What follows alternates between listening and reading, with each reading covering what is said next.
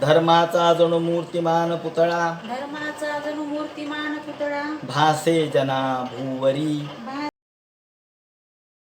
भासे जना भुवरी दीक्षा देऊनी जो जगतिया दीक्षा देऊनी जो जगतिया बद्धास हो उद्धरी बद्धास हो उद्धरी वाणीने वदता भागवती कथा वाणीने वदता भागवती कथा व्यासा प्रती भासला व्यासा प्रती भासला तो हा गुरु श्री जनार्दन असा तो हा गुरु श्री जनार्दन असा पाटांगणी शोभला पाटांगणी शोभला. सद्गुरुनाथ महाराज की जय. हरे नमः. कामस्य नेंद्रिय प्रीतिर्लाभोची वेत यावता जीवस्य तत्व जिज्ञासा नार्थो यश्चेह कर्मभिः. भगवान वेदव्यास वर्णन करून सांगू लागले आणि सूत शौनकादिक यांचा नैमिषारण्यामधला संवाद सुरू आहे. काल आपण सूत शौनकादिकाच्या संवादामध्ये भक्तीचं लक्षण काय, श्रेष्ठ दर्जाची भक्ती कोणती असते हे ऐकलं. आजच्या चिंतनामध्ये या भक्तीनं काय साध्य होतं आणि भगवंताच्या कृपेचा लाभ झाल्याबरोबर आपलं जीवन कसं समृद्ध होतं, त्याचप्रमाणे आपल्या जीवनाचा अर्थ काय, या ठिकाणी उद्देश काय, आपण जीवनाचा उद्देश कधी लक्षात घेत नाही आणि म्हणून जीवनाचा उद्देश हा काय आहे. भगवंतानी आपणास जो मनुष्य देह दिलेला आहे त्या मनुष्य देहाचा उद्देश काय, त्याची इति कर्तव्यता काय, या संबंधीचं चिंतन या ठिकाणी मोठ्या मार्मिक शब्दामध्ये करण्यात आलेले आहे.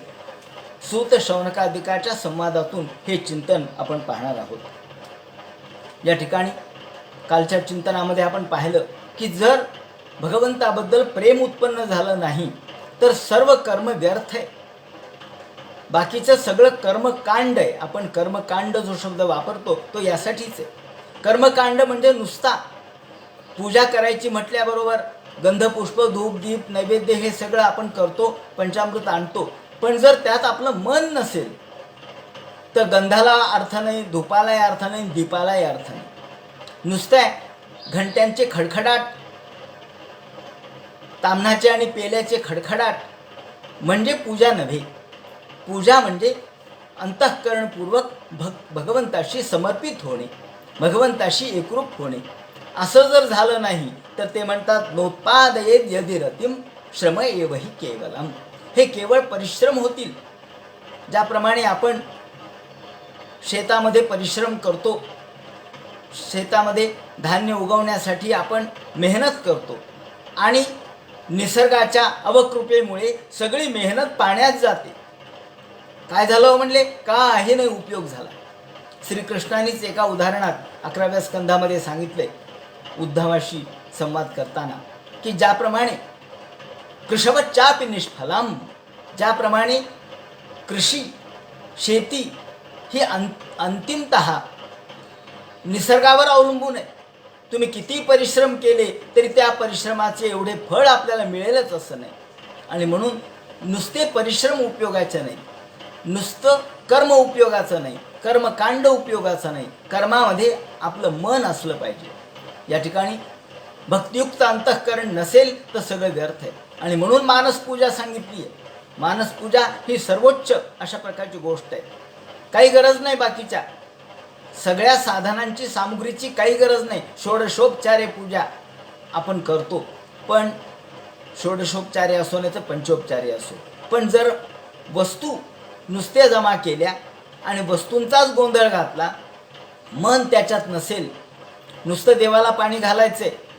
काही लोक, एक मुलगा होता त्याला पूजेचा फार कंटाळा, एवढा कंटाळा की वडिलांनी सांगितलं तरी लवकर पूजा करायचीच नाही.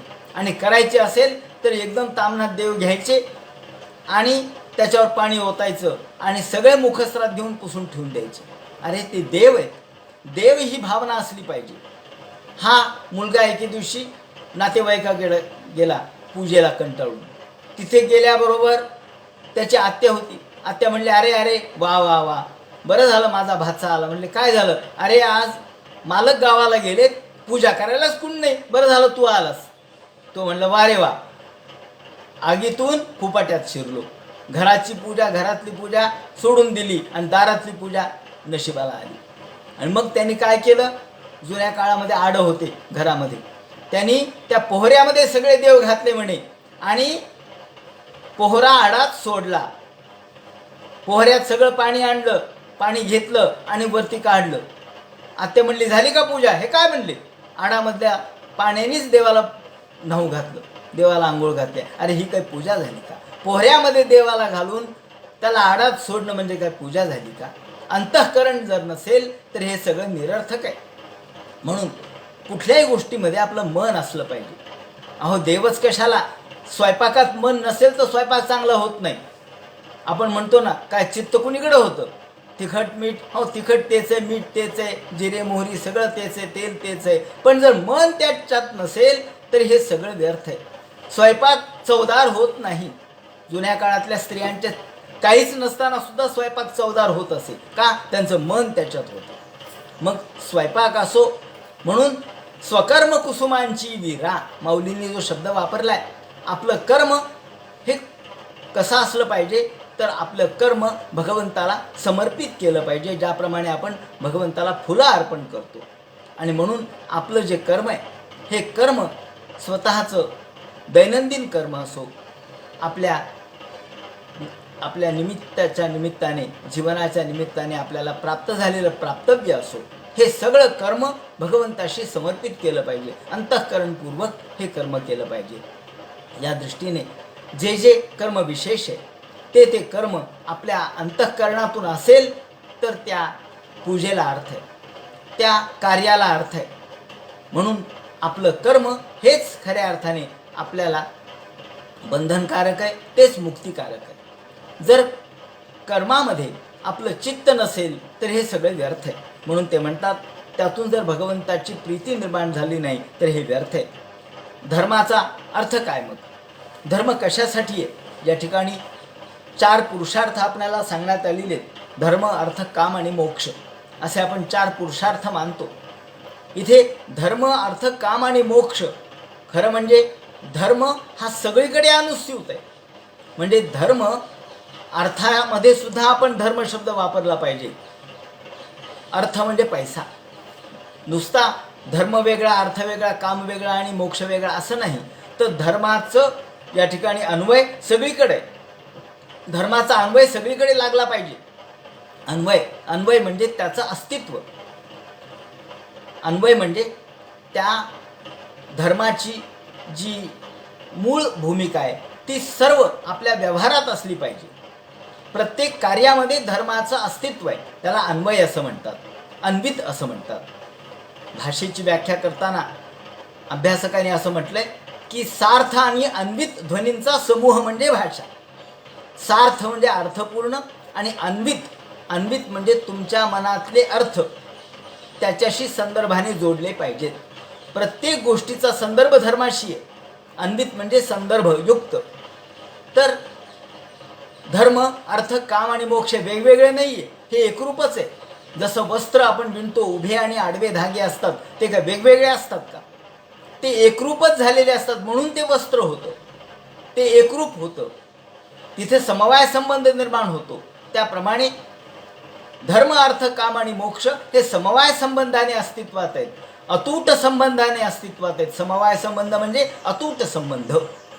अतूट संबंध जसा वस्त्र आणि दोरा याचा संबंध आहे, अतूट आहे.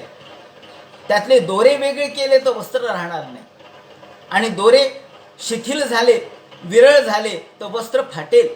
म्हणून दोरा आणि वस्त्र याचा संबंध कसा आहे? या ठिकाणी एकरूप आहे. तो त्यांचा संबंध हा सहसंबंध ज्याला आपण म्हणतो तो अतूट आहे. असा अतूट संबंध धर्माचा अर्थाशी आहे, अर्थाचा कामाशी आहे. म्हणजे धर्माचा अर्थाशी आहे, धर्माचा कामाशी आहे, धर्माचा मोक्षाशी आहे. धर्म सगळीकडं एकरूप आहे, मूलभूत आहे, त्याच्या आधारभूत आहे असं म्हणा. आणि म्हणून या ठिकाणी ते म्हणतात, धर्मस्य ह्यापवर्गस्य नार्थोर्थायोपकल्पते. धर्म अर्थ, काम आणि मोक्ष हे जे 4 पुरुषार्थ आहेत, त्या 4 पुरुषार्थामध्ये सगळीकडे आपलं जीवनच धर्माने व्यापलेलं आहे. आपलं जीवनच धर्मयुक्त असलं पाहिजे. आपलं जीवनच धर्माने बद्ध असलं पाहिजे, धर्माने परिपूर्ण असलं पाहिजे. हा धर्म मग अर्थामध्ये सुद्धा. म्हणून तर संत तुकाराम महाराज म्हणतात, जोडून या धन उत्तम व्यवहारे, उदास विचारे वेच करी. संत तुकाराम महाराज असं का म्हणतात? जोडून या धन उत्तम व्यवहारे. उत्तम व्यवहार म्हणजे काय हो? या ठिकाणी मुद्दाम सांगितलं पाहिजे. संत तुकाराम महाराज हे तसे वाण्याचा व्यवसाय करणारे होते, दुकानदारी करणारे होते. त्यांना माहीत होतं की याच्यात थोडा तरी लाभ आहे माणसाला, पण तो लाभ किती घ्यावा? दुकानदारी करताना किंवा वाणिज्य व्यवसाय करताना, वणिक व्यवसाय करताना लाभ अपेक्षित आहे, कारण त्याच्याशिवाय आमचं पोट चालणार नाही ना. मग लाभ अपेक्षित आहे, पण हा किती घ्यावा, किती % घ्यावा, किती टक्के घ्यावा? संत तुकाराम महाराजांनी आदर्श घालून दिले आहे. उत्तम व्यवहारे. व्यवहार शब्दाचा अर्थ काय होतो? व्यवहार जर आपण धात्वर्थ त्याचा लक्षात घेतला, व्यवहार शब्दाचा वि अव हर असा आहे. वि म्हणजे विशेष प्रकारे, अव म्हणजे नीच दृष्टिकोनातून, हर म्हणजे हरण करणे. मध्यंतरी गमतीने लोक म्हणायचे, जेव्हा आपण एखाद्या दुकानदाराकडे जातो आणि दुकानदार म्हणतो काय नाही, तुम्हाला काय जास्त लावत नाही हो, तुम्हाला काय जास्त लावत नाही, तुम्ही माझे मित्रच आहेत, तुम्हाला कसे जास्त लावणार? काय लावणार जास्त हो? अहो चुना लावणे म्हणजे अर्थात तुमच्याकडून तुमच्या खिशातले पैसे घेणे, पण जास्त लावत नाही, थोडा लावतो. म्हणजे थोडा लावतोच, तर लावणं अपेक्षित आहे, कारण तो व्यवहार आहे. वि म्हणजे विशेष प्रकारे, अव म्हणजे खालच्या दर्जाने, आणि हर म्हणजे हरण करणे. याला व्यवहार म्हणतात. म्हणजे व्यापारामध्ये सुद्धा व्यापार वि हा शब्द आहेच आहे. हा जो नीच दर्जाने म्हणजेच अर्थात तुम्हाला न सांगता तुम्हाला फसवणे, पर्सेंटेज घेणे, जो मधला जो ज्याला आपण मध्यस्थ म्हणतो, हा जो मध्यस्थ आहे तो या ठिकाणी थोडा तरी त्याचा लाभांश घेत असतो, त्याचं पर्सेंटेज घेत असतो. त्याप्रमाणे हे पर्सेंटेज हा मधला जो आहे तो या ठिकाणी आडते ज्याला आपण म्हणतो, हा मधला आडत्या. शेतकरी एका बाजूला राहतो, गिराईक दुसऱ्या बाजूला राहतो, आणि आडत्या मात्र गडगंज होतो. कसं काय झाला हो? म्हणले यांनी धान्य मिळवलं नाही, धान्य उत्पादन केलं नाही. ते म्हणले नाही केलं, पण शेतकऱ्यांनी धान्य त्याच्याकडे दिलं, शेतकऱ्यांनी माल त्याच्याकडे दिला, आणि त्याने गिराईकाला विकला. त्या मधला जो भाग आहे तो त्याने आत्मसात केला. असो, याप्रमाणे याला म्हणतात व्यवहार. तेव्हा सांगायचं तात्पर्य असं, पण तो सुद्धा धर्मयुक्त पाहिजे, हा मुद्दा आहे. तुमचं जीवन हे धर्माने कसं बांधलेलं पाहिजे, तर धर्म आणि अर्थसुद्धा धर्माने युक्त, म्हणजे उत्तम व्यवहारे. म्हणून तुकाराम महाराज शब्द वापरतात, उत्तम व्यवहार पाहिजे. म्हणजे तुम्ही तुमच्या पोटापुरतं घ्या, पोटापेक्षा जास्त घेऊ नका, जास्त गिराईकाला फसवू नका, जास्त चुना त्याला लावू नका. थोडाफार लावायचा, त्या अपेक्षित आहे, त्याशिवाय पान रंगत नाही. याप्रमाणे या ठिकाणी जीवन आपल्याला जगण्यासाठी जेवढं अपेक्षित आहे तेवढं करा. धर्म से ह्यपवर्गस्य. खरं म्हणजे धर्माचा उद्देश अपवर्ग प्राप्ती आहे, मुक्ती आहे, मोक्ष प्राप्ती आहे. पण नार्थोर्थायोपकल्पते. पैशासाठी धर्म नसतो, पैसा प्राप्त करून घेण्यासाठी धर्म नसतो. मूळ धर्माचा उद्देश हा जरी मोक्ष आणि मुक्ती असला तरी व्यवहार हा आपल्याला धर्माने अर्थ, त्यातून काम आणि मोक्ष. आता सगळेच काही मुक्त नाही आहेत, सगळेच काही जन्मतः मुक्त होऊ शकत नाहीत. म्हणून कामो लाभायहि स्मृतः असा शब्द त्यांनी वापरला आहे. नार्थस्य धर्मैकान्तस्य कामो लाभायहि स्मृतः. धर्माने आमचं जीवन धर्मयुक्त असावं म्हणून तुम्ही व्यवहार करायचा, तोही उत्तम व्यवहाराने. उदास विचारे वेच करी. पैसा मिळवावा तो उत्तम व्यवहाराने, म्हणजे आपल्या पोटाला पाहिजे तेवढंच घ्यावं, पोटापुरतं घ्यावं. आपल्या केवळ आजच्या दिवशी पोटाला जेवढं पुरेसं आहे तेवढं घ्यावं. म्हणून जुन्या काळामध्ये भिक्षा सांगितलेली होती.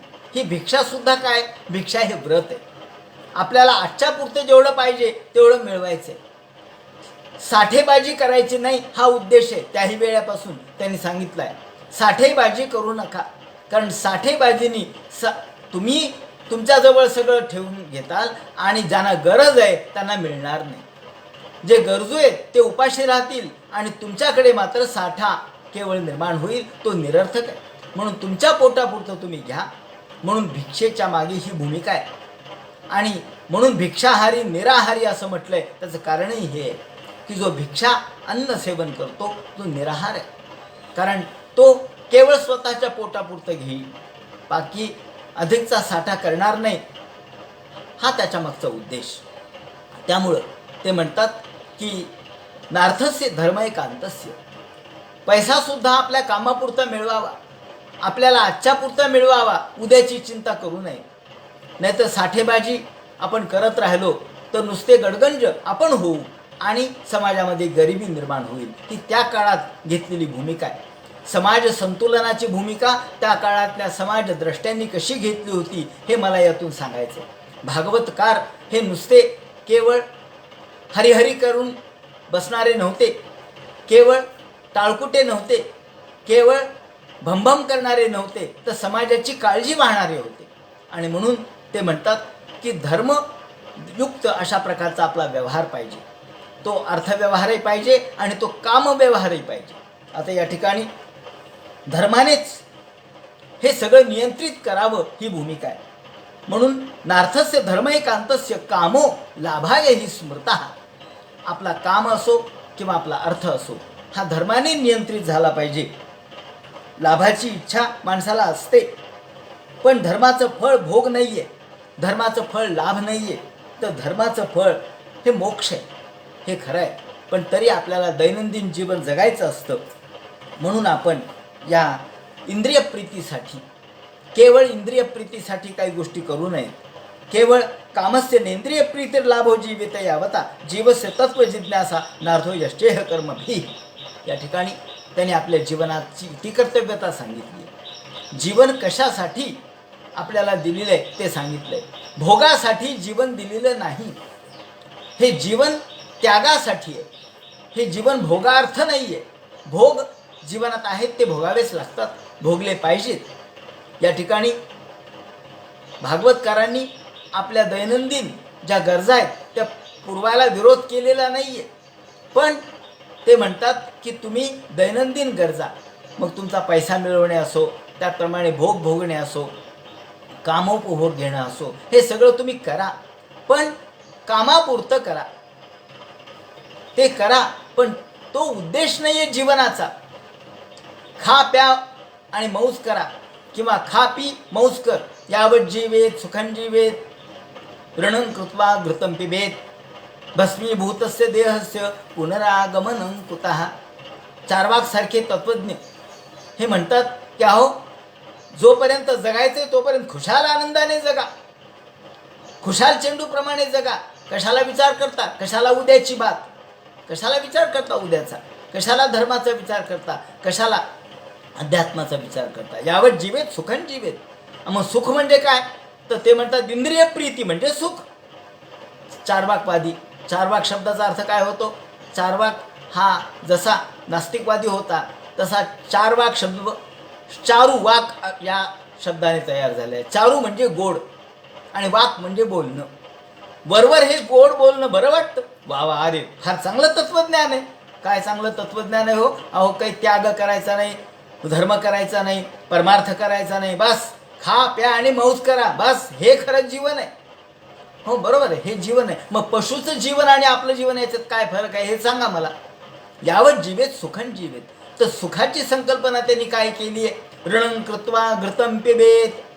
अहो, ऋण काढा आणि सण साजरा करा. काय तुमच्याजवळ पैसा नसला ना, बँकेचे कर्ज काढा आणि मग फेडेल कोण, पोरं फेडतील ना, तुम्हाला काय काळजी. आपण आपल्या जीवनामध्ये आनंद निर्माण करायचा असेल तर दुसऱ्याला दुःखात लोटायचे का, नाही. खरं म्हणजे ही चुकीचं आहे. पण हे चुकीचं तत्त्वज्ञान प्रसृत झालं का, तर सुख आनंद, केवळ चैन, मजा, इंद्रिय प्रीती, इंद्रिय लाभ, इंद्रिय तुष्टी आणि इंद्रिय पुष्टी एवढ्यापुरतीच ज्यांची दृष्टी आहे, इंद्रिय तुष्टी आणि पुष्टी एवढीच ज्यांची दृष्टी आहे, त्यांना हे बरं वाटलं. परंतु हे परिणामतः चांगलं नाही. परिणामाच्या दृष्टीने अयोग्य आहे, समाज संतुलनाच्या दृष्टीने अयोग्य आहे, दूरदृष्टीच्या दृष्टीने अयोग्य आहे. म्हणून ते म्हणतात की या ठिकाणी इंद्रिय प्रीतीसाठी जीवन जगायचं नाही. मग जीवनामध्ये इंद्रियाचा या ठिकाणी लाभ घ्यायचा नाही का, ऐंद्रिय सुखाचा लाभ घ्यायचा नाही का? ते म्हणतात घ्या ना, भोग घ्या. नाथांनी आपल्या 11व्या स्कंधावर टीका करताना म्हटलंय की स्वस्त्री सेवन तेही अहोरात्र नाही जाण, प्रजार्थ स्त्री सेवन ऋतुकाळी नेमस्त. या ठिकाणी प्रजार्थ स्त्री सेवन ही भोगाची भूमिका आहे. अगदी कामाची भूमिका सुद्धा त्याने प्रजार्थ एवढं सांगितलंय. केवळ रात्रंदिवस उपभोग घेणं हे माणसाचं जीवनाचं इतिकर्तव्यता नाही आहे. रात्रंदिवस भोगामध्ये तल्लीन होणं, रात्रंदिवस भोगामध्ये आपण आंधळं होणं हे माणसाचं जीवन नाही आहे. म्हणून तर वि स खांडेकरांना ययातीसारखी कादंबरी या ठिकाणी लिहावी लागली. ययाती हा तर महाभारतातला, पण वि स खांडेकरांनी का लिहिली? त्याचं कारण हे होतं की भोगलोलुपता वाढली. आमच्या जीवनामध्ये प्रत्येक गोष्टीचं आम्हाला आकर्षण वाटू लागलं. गरम गरम जिलबीचं आकर्षण वाटू लागलं, गरम गरम भज्याचं आकर्षण वाटू लागलं. ऐंद्रिय प्रीतीसाठी, आपल्या जिभेचे चोचले पुरवण्यासाठी या सगळ्या गोष्टी आम्हाला आवश्यक वाटू लागल्या. सगळ्या भोग लोलूप असणाऱ्या गोष्टी आमच्या समोर दिसत आहेत. आज सुंदर अशा प्रकारच्या गाद्या, गिरद्या, मखमली, तक्के, लोड याचं आकर्षण वाटू लागलंय. आज उंची वस्त्राचं आकर्षण वाटू लागलेलं आहे. आज उंची अशा प्रकारच्या गाड्यांचं, महागड्या गाड्यांचं आकर्षण वाटू लागलेलं आहे. आणि याच्यात बसायचं नाही का? हे उपभोग घ्यायचे नाहीत का? घ्या, पण कामापुरते घ्या. ते म्हणतात हे उपभोग घ्या, पण याच्या पलीकडचा विचार करा. केवळ भोगलोलुपता हा जीवनाचा अर्थ नाही आहे. भोगलोलुपता याने काय झालं हे त्यांनी ययातीच्या माध्यमातून आम्हाला सांगितलं. या भोगाचा परिणाम, अतिभोगाचा परिणाम काय झाला हे त्यांनी सांगितलं. म्हणून ते म्हणतात की नार्थस्य धर्म एकांतस्य लाभ कामो लाभा हे स्मृतः कामस्य नेंद्रिय प्रीतीर. कामातून इंद्रिय प्रीती, इंद्रिय प्रीतीसाठी भोग नको आहेत. मग भोग कशासाठी पाहिजेत? प्रत्येकाला त्यांनी प्रश्न उपस्थित केला आहे की पैसा कशासाठी मिळवायचा आहे? तर दानासाठी पैसा मिळवा. आपल्या केवळ दैनंदिन जीवनाच्या गरजा भागवण्यासाठी पैसा मिळवा. त्याचप्रमाणे भोग घ्यायचा तर तो सुद्धा ईश्वर कारणे घ्या. ते म्हणतात ईश्वर कारणे कसा? तर प्रजार्थ स्त्री सेवन, प्रजेसाठी. कारण पण ही प्रजा कशी? ही प्रजा म्हणजे ती काय पिलावळ आहे का? ती काय डुकरांची पिलावळ आहे का? नाही.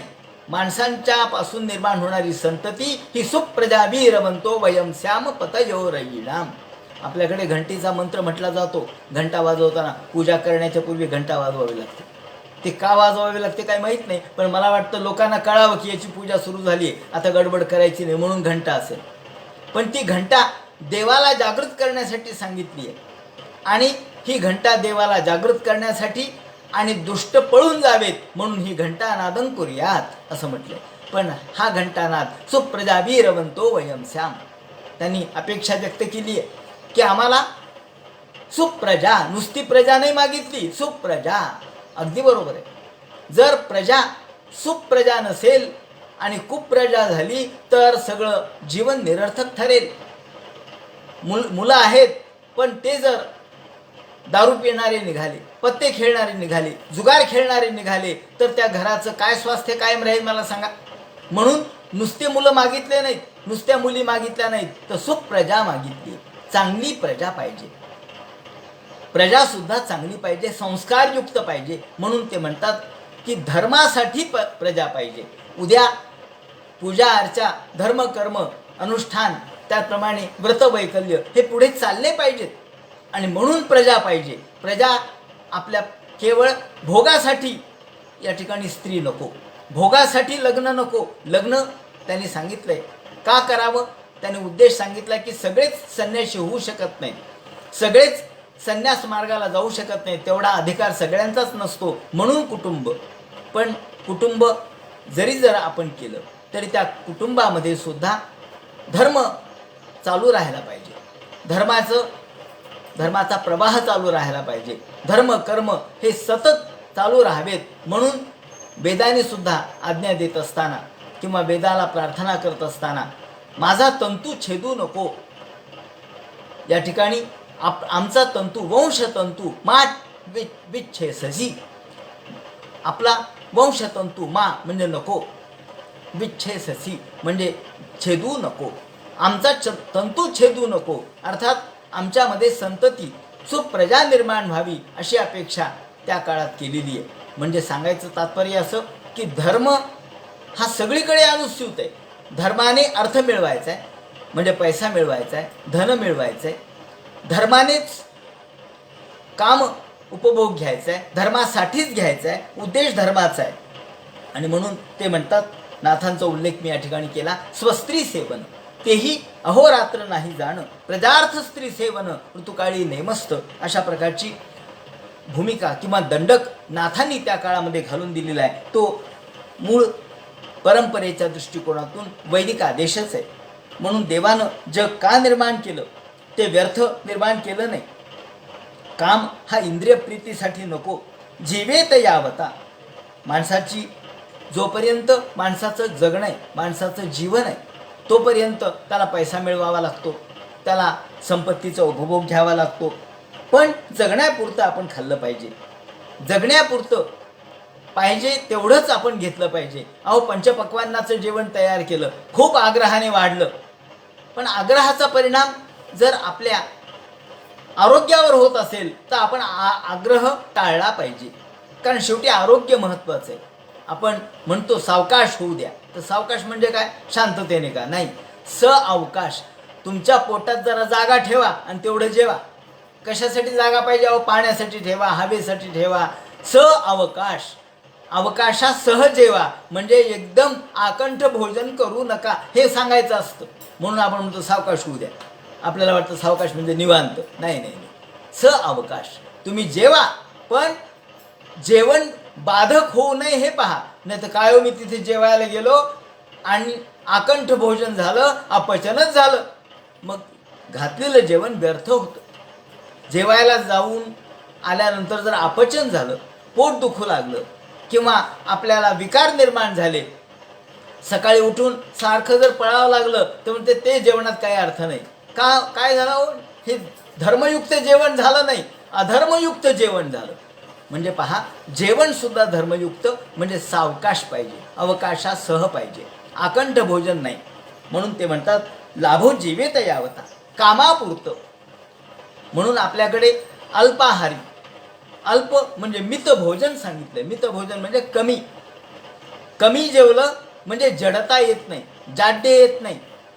कमी जेवलं म्हणजे आपण आनंदी राहतो, आपण हलके राहतो. जर जेवण भरपूर भरपेट झालं तर जाड्य येतं. महानुभाव साहित्यामध्ये दृष्टांत पाठ नावाचं एक फार सुंदर चक्रधर निरूपित दृष्टांत पाठ आहे. महात्मा चक्रधरांनी अनेक दृष्टांत दिलेले आहेत, तर त्यातला एक दृष्टांत सहज आठवला म्हणून सांगतो. यामध्ये एक दृष्टांत असा आहे की एक पुजारी होता. तो आपल्या देवाची दररोज पूजा करायचा आणि तिथंच राहायचा. त्या देवळामध्ये त्याचं दैनंदिन चाललेलं, सकाळी उठायचं, झाडलोट करायची, सडा टाकायचा, रांगोळी काढायची, पूजा करायची. मात्र तो कुठेही जेवायला वगैरे जात नव्हता. आपलं काय चटणी भाकरी मिळेल तेवढी भिक्षेवर खायचं. 4 घरी भिक्षा मागायची आणि मिळेल तेवढं खायचं. एके दिवशी, आता श्रावण महिना आलेलाच आहे, श्रावण महिना आला आणि काही लोक त्यांच्याकडे आले. म्हणले, महाराज, आमच्याकडं श्रावण महिन्याच्या निमित्ताने सत्यनारायण ठेवलाय, तुम्ही जेवायला येता का? तो म्हणला, त्याला वाटायला लागलं की अरे, रोज आपलं भिक्षेचं खाऊन कंटाळून गेलो, निदान आता श्रावण महिन्याचं तरी जावं. म्हणून हा गेला जेवायला. म्हणलं काय हरकत नाही, येतो. आला, जेवण झालं. जेवण एवढं आग्रहपूर्वक वाढलं आणि पंचपक्वान्नाचं जेवण होतं. सगळ्या प्रकारचे सुंदर पक्वान्न केलेलं, रुचकर जेवण. आग्रहपूर्वक नको नको म्हणत असतानाही खाल्लं आणि पोटभर आकंठ भोजन झालं, तृप्त झाला आणि आला पुन्हा देवळामध्ये. आल्यानंतर संध्याकाळी आरती करण्याचा नियम होता त्याचा. दुपारी आला 2-2:30 वाजता जेवण करून आणि थोडा डोळा लागला, पडला, पहुडला, डोळा लागला, झोपला. पण कळलंच नाही की आपले पाय कुणीकडे गेलेत. त्याचे पाय देवाकडे गेले होते. झोप लागली, कळलंच नाही झोपेत. काय सुस्तापणा आला, देवाकडे पाय गेले. त्यांनी डोळे उघडून बघितले, अरे देवाकडे पाय गेलेत. पुन्हा मनात म्हटलं जाऊ द्या ना, रोजच देवाची पूजा करतो, एखाद्या वेळेला पाय गेले तर काय होतं, देवाकडे पाय गेले तर काय होतं, दररोज हाताने देवाची पूजा करतोच आहे ना. तसाच पडला. संध्याकाळ झाली, आरतीची देखील आठवण राहिली नाही. अरे म्हणले. मग दुसऱ्या दिवशी उठायला उशीर झाला. हळूहळू मग त्याला श्रावण महिनाभर लोक जेवायला बोलवू लागले. मग तुम्ही तिकडे कष्ट का गेलात, आमच्याकडे या. असं श्रावण महिनाभर, पूर्ण महिनाभर लोकांकडे जेवून हा तुंदील झाला आणि भिक्षान्न नको वाटायला लागलं आणि लोकांकडचं जेवण बरं वाटायला लागलं. रोज एकाकडं पक्वान्न मिळायला लागले, रोज एकाकडं आपल्या जिभेचे चोचले पुरवू लागला. करता करता करता हळूहळू बदल होत गेला. आधीचा जो देवपूजेचा त्याचा नियम होता तो भंग पाहू लागला. कधी उशिराच उठ, कधी उशिराच सडा टाक, कधी झाडणं तर राहिलंच, काल झाडलंच होतं मग आज काय करायचंय, काल पूजा केलीच होती मग आज काय करायची आहे, नुसतेच फुलं वाहू. या पद्धतीने हळूहळू सुस्तपणा वाढला, कंटाळा येऊ लागला. आणि मग त्या ठिकाणी एके दिवशी चक्रधर स्वामी म्हणतात की मग लोक म्हणू लागले, महाराज तुम्हाला काय आता पूजा अर्चा पहिल्यासारखं होईना, झाडझूड होईना, झाडलोट होईना. हो म्हणले काय करावं आता, जमच ना वर. म्हणलं तुम्ही असं करा, लग्न करा. म्हणले एक बायको करा, म्हणजे बायको सगळं करीन. त्यांनी लग्न केलं. लग्न केल्यानंतर मुलं बाळ झाले. मुलं बाळ जिथे तिथे घाण करू लागले. गावातले सगळे लोक आले. म्हणले महाराज, म्हणले काय आता तुम्ही मंदिराचं पावित्र्य काही ठेवलं नाही, सगळीकडे घाण मुलं करू लागले. हो म्हणले काय करावं आता मुलाला, मग तुम्हीच जा म्हणले मंदिराच्या बाहेर. आता तुम्ही मंदिरात राहण्याच्या योग्यतेचे नाहीत, तुम्ही आता लेकुरवाडी झाला, ती जा म्हणले दुसरीकडे घर बघा. हा दुसरीकडे घर यांनी बघितलं, भाड्याचं घर केलं आणि रोज जाता येता फक्त मंदिराकडे बघून हात जोडून नमस्कार करू लागला. जय देवा इतुके उरले. चक्रधर स्वामी म्हणतात, जो 12-24 तास पूजेमध्ये व्यस्त होता तो मात्र 2 हात जोडून आता नमस्कार करूनच पुढे जाऊ लागला. मंदिरात सुद्धा येईना. का? अहो म्हणले आता कंटाळाच येऊ लागला. जय देवा इतुके उरले. त्या ठिकाणी सूत्र असं आहे मूळ दृष्टांत पाठातलं, विधी करिता अविधी घडे आणि अविधी अविधी ते प्रसवे. विधी करताना म्हणजे कर्म करताना सुद्धा काही वेळेला दुष्कर्म घडतं, आपल्या हातून चुका होतात आणि एक चूक दुसऱ्या चुकीला जन्म देते. त्याप्रमाणे सांगायचं तात्पर्य असं की आपण जर इंद्रियाच्या नादी लागलो तर इंद्रिय आपल्याला चुकीच्या मार्गाला नेतात. का आंधळा सुईजे आव्हांटा आणि माझवण दिजे मरकटा. एखाद्या आंधळ्याला ज्याप्रमाणे खड्ड्यात लोटावं किंवा एखाद्या मरकटाला ज्याप्रमाणे दारू पाजावी त्याप्रमाणे माणसाच्या जीवनाचा सगळा विध्वंस होऊन जातो. म्हणून ते म्हणतात की धर्माने वागलं पाहिजे. धर्म करता करता अधर्म झाला आणि अधर्मच पुढे अधर्माला जन्म देतो. त्यामुळं आपण नियंत्रित वागलं पाहिजे. हे नियंत्रण स्वतःवर ठेवलं पाहिजे. म्हणून कामस्य नेंद्रिय प्रीतीर लाभो जीवेत यावता.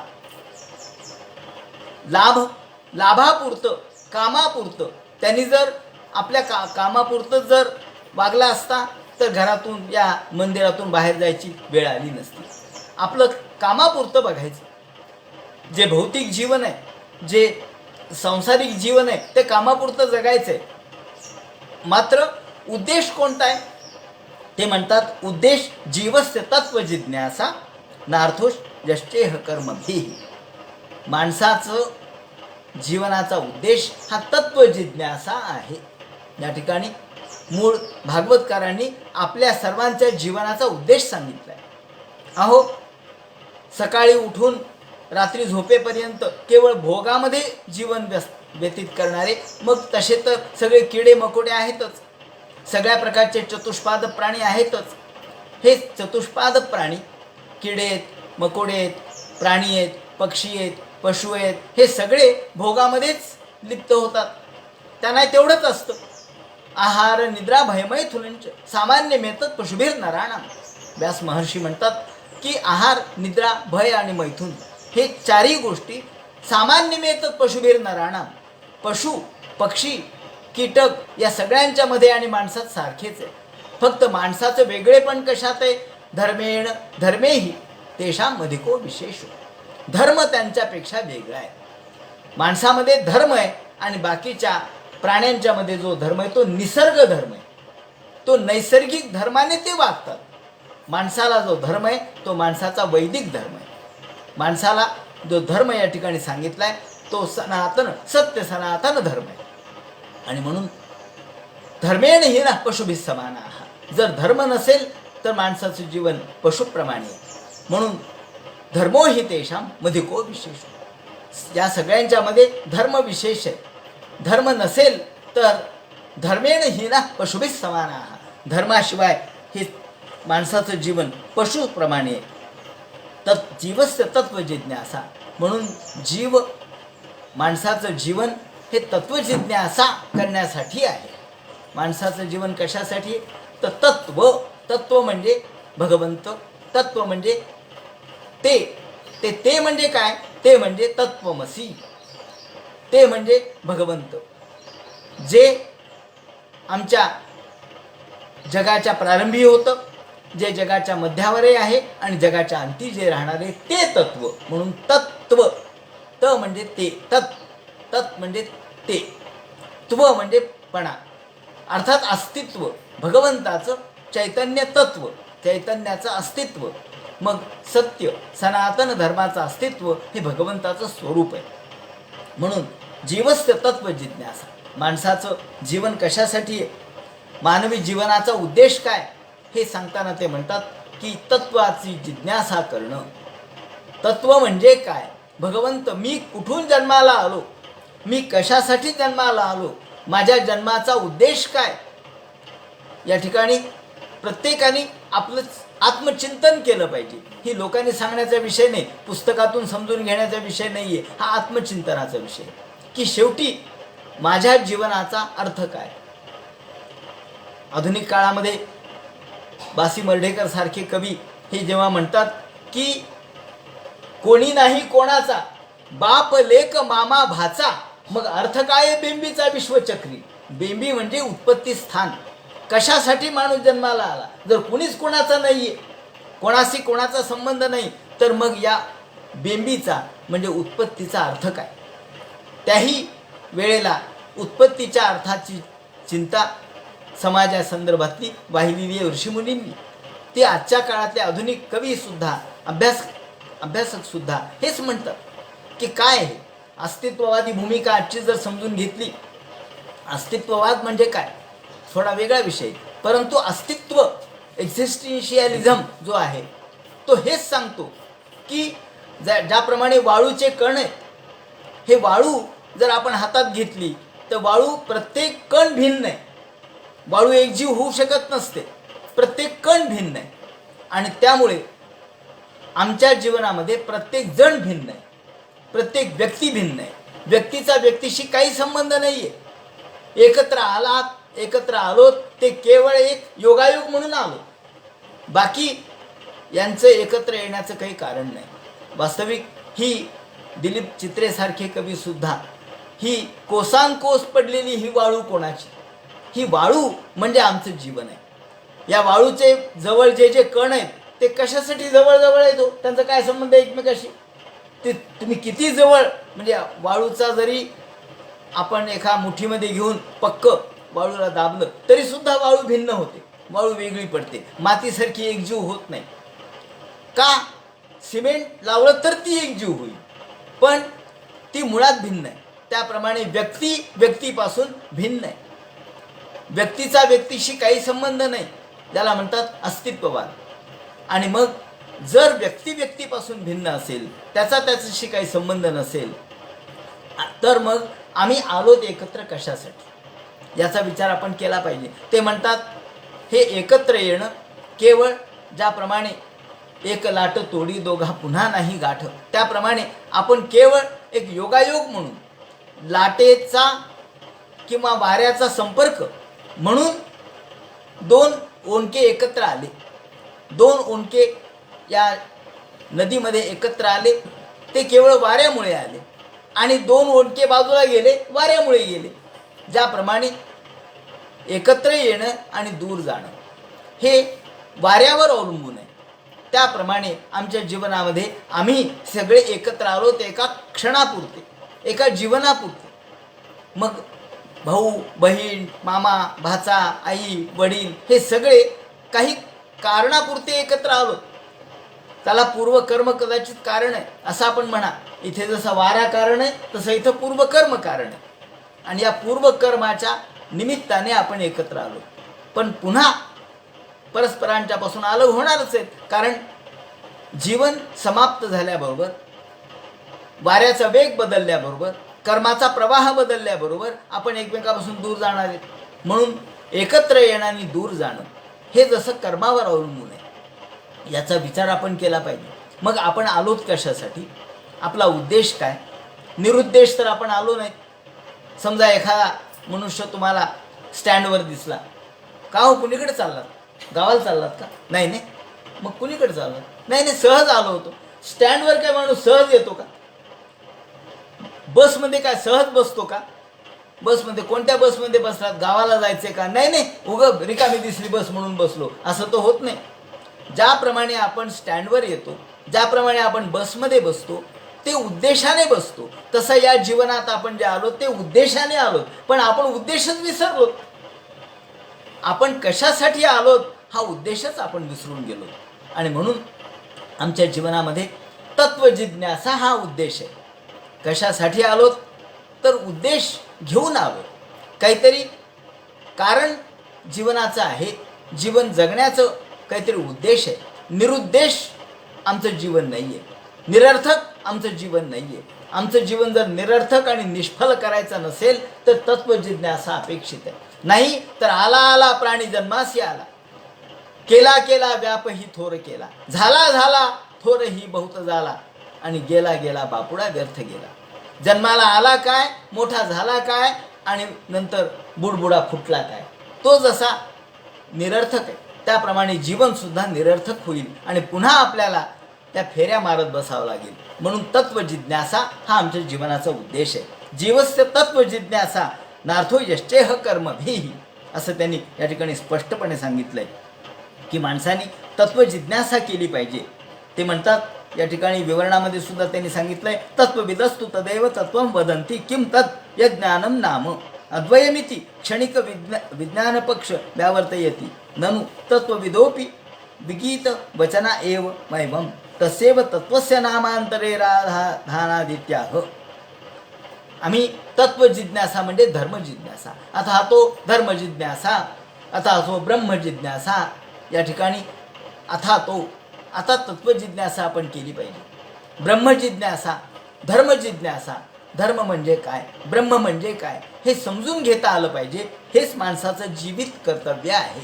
या ठिकाणी माणसाच्या जीवनाचं कर्तव्य, माणसाच्या जीवनाची इति कर्तव्यता, माणसाच्या जीवनाचा या ठिकाणी उद्देश सांगितला आहे की धर्म काय तो समजून घ्या, भगवान काय तो समजून घ्या, तत्व काय ते समजून घ्या, आणि वदंती तत्तत्वविदस्त्वं यज्ञानमद्वयम्. हे तत्व म्हणजे ज्ञान आहे, म्हणून तत्वज्ञान शब्द आपण वापरतो. तत्व हे ज्ञान आहे. भगवंताचं तत्व समजून घ्यायचं तर ज्ञानाशिवाय नाही, आणि म्हणून तत्व म्हणजे ज्ञान. त्यांनी शब्द वापरलाय तसेव तत्वस्य नामांतरे धानानित्याह. याला किं तत् यज्ञानम नाम. तत्व म्हणजे काय, ज्ञान म्हणजे तत्व. ज्ञान म्हणजे या ठिकाणी वस्तूचं ज्ञान म्हणजे तत्व नाही, तर भगवंताच्या संदर्भातलं ज्ञान म्हणजे तत्व. आणि हे तत्व समजून घेणं म्हणजे ज्ञानवान होणं, ज्ञानवंत होणं. हे ज्ञान भगवंताचं ज्ञान आपण आत्मसात केलं. ईश्वराचं ज्ञान हे अक्षर ब्रह्म आहे. अक्षर म्हणजे जे नष्ट होत नाही, जे कधीच कोणत्याच काळात नष्ट होत नाही, त्याला अक्षर म्हणतात. हे अक्षर ब्रह्म तत्वज्ञान, हे ज्ञानमद्वयम, हे अद्वय आहे. मद्वयम शब्द वापरला आहे, हे अद्वय. अद्वय म्हणजे काय? अद्वय म्हणजे एकरूपच आहे. अद्वय म्हणजे एकरूपता. दिसायला दोन आहेत पण असायला एक आहे. अद्वय शब्द या ठिकाणी वापरला आहे. हा अद्वय शब्द माऊलींनी सुद्धा 16व्या अध्यायात प्रारंभी वापरला आहे. तिथे त्यांनी जेव्हा नवल उदयला चंडांशू मावळवितू विश्वाभासू अद्वया अब्जनी विकासू बंधू आता. अद्वयाब्जनी, अब्जनी म्हणजे कमळ, अद्वय रूपी कमल. आता कमल जेव्हा झाकलेलं असतं, बंद असतं, तेव्हा आपल्याला जेव्हा ते विकसित होतं तेव्हा आतमधला कमळाचा सगळा आकार दिसू लागतो. कमळातील बारीक बारीक केसर दिसू लागतात. पण ते केसर त्यामध्ये आहेतच. पण हे कमल जेव्हा विकसित होतं तेव्हा ते वेगळं दिसतं. ते जेव्हा कळीच्या रूपात असतं तेव्हा त्याला आपण कळी म्हणतो. का हो, तुम्ही तर म्हणलात कळी आहे. हो, ती कळी आहे. पण जेव्हा ते फुललं तेव्हा ते कमळ झालं. मग कळी वेगळी आणि कमळ वेगळं आहे का? नाही, ते अद्वय आहे, ते एकरूपच आहे. पण आधी ते कळी आहे आणि मग ते कमळ आहे. पण कळी हे त्याचं रूप आहे आधीचं, आणि कमळ हे विकसित रूप आहे. हे दोन्ही एकच आहे. कळी वेगळी आणि कमळ वेगळं नाही. म्हणून अद्वय शब्द असा आहे. अद्वैत वेगळा आणि अद्वय वेगळा. या ठिकाणी अद्वैत कसं आहे? अद्वैतामध्ये दोन आहेत पण एक पाहणी आहे. दोही डोळा एकी धृती. पण दिसायला तर दोन डोळे आहेत ना, पण दृष्टी एक आहे. दिसायला दोन पाय आहेत पण चालणं एक आहे. दिसायला दोन हात आहेत पण कर्म एक आहे. पण इथे दोन दिसत आहेत, पण इथे मात्र दोन वेगळे नाहीत. ते एकच आहे, एक रूपच आहे. म्हणून अद्वयाब्जनी विकासू बंधू आता. माऊलींनी इथे अद्वय शब्द वापरलाय. तसाच इथे सूतांनी सुद्धा अद्वय शब्द वापरलाय. ते म्हणतात यज्ञानमद्वयम, हे अद्वय ज्ञान, हे एकरूपत्वाचं ज्ञान. विश्व आणि विश्वंभर वेगळा नाही. भगवान हा मायासहित भगवान आहे. तो माया वेगळी आणि भगवान वेगळा नाही. ती त्याची सावलीच आहे, ती त्याची शक्तीच आहे. शक्तीसहित असलेला भगवान समजून घेणं म्हणजे अद्वय. शक्तीसहित ईश्वर समजून घेणं म्हणजे अद्वय. दिवस आणि रात्र एकच आहे का वेगळं आहे का? आपण म्हणतो एक दिवस झाला असं जेव्हा आपण म्हणतो, एक दिवस म्हणजे काय दिवसापुरतं नाही म्हणत, 24 तास म्हणजे एक दिवस म्हणतो. मग दिवस आणि रात्र धरलंय त्याच्यात, रात्र आणि दिवस. पण हे दोन्ही मिळून एक दिवस झाला. म्हणायला दोन आहेत पण असायला एक आहे. तसं या ठिकाणी अद्वय. हे अद्वय ज्ञान कसं आहे? अद्वय रूपाने आहे. हे अद्वय ज्याप्रमाणे दिसायला द्विदल धान्य हे दोन असतात पण ते एकरूपच असतात. हरभरा एकच आहे, हरभरा का दोन आहेत का? पण ते डाळ झाली की दोन झाली. तसं द्विदल धान्य, शेंगदाणा आहे, हरभरा आहे, तुरीची डाळ आहे, हे काय मूळ तूर आहे, ही एकच आहे. मूळ शेंगदाणा एकच आहे. पण ते दोन शकल वेगळे झाले की ते दोन म्हणतो आपण, पण प्रत्यक्षात ते एकच आहे. ते अद्वय आहे. याप्रमाणे ते म्हणतात की यज्ञानमद्वयम, हे भगवंताचं अद्वय रूपाने असलेलं ज्ञान. मायोपहित चैतन्य त्याला म्हणतात. माया आणि परब्रह्म वेगळं नाही, विश्व आणि विश्वंभर वेगळा नाही. हे अद्वय रूप. ब्रह्मेति परमात्मेति भगवानिति शब्दते.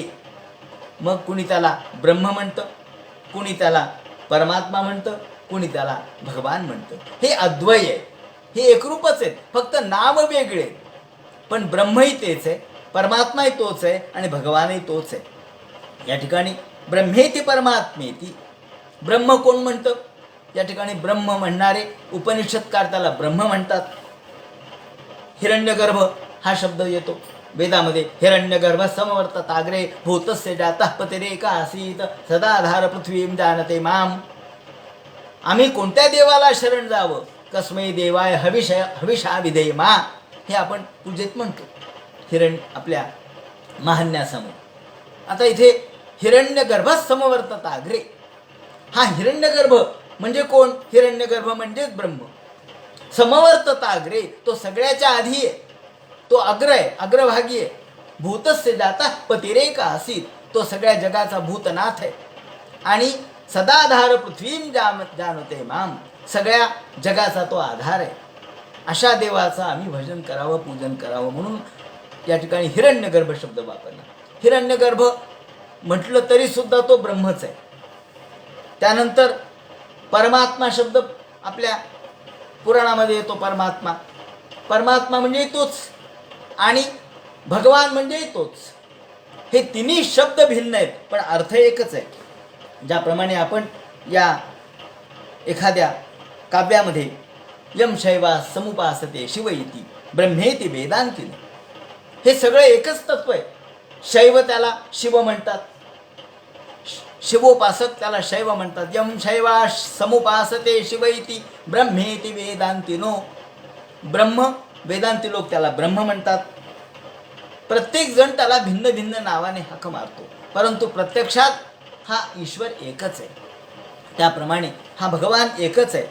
कुणी त्याला ब्रह्म म्हणेल, कुणी परमात्मा म्हणेल, कुणी त्याला ईश्वर म्हणेल, पण हे सगळे एकच आहेत. भगवान इति शब्द ते वेगवेगळे शब्द आहेत, वेगवेगळ्या शब्दाने त्याला बोलवलं जातं पण तो एकच आहे, अद्वय आहे.